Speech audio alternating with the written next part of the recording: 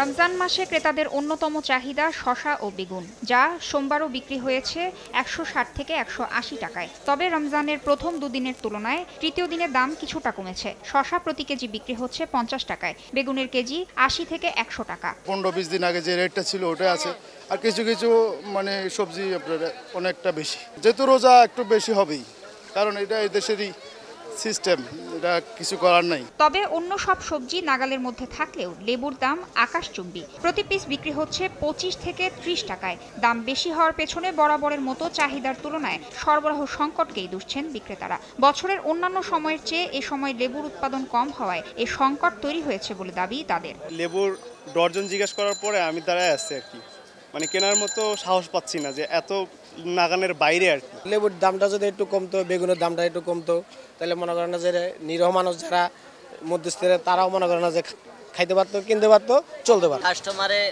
আগে ২-৩ ডজন করে বেচতাম, খালি করে না, দাম থেকে একটা করে খায়, লেবু ৮ করে খায়, লেবু বেচতে পারতাছি না। বাজার নিয়ন্ত্রণে প্রশাসনের কঠোর পদক্ষেপ দেখতে চান ভোক্তারা। তাসনিয়া নিশাত, মিম, সময় সংবাদ, ঢাকা।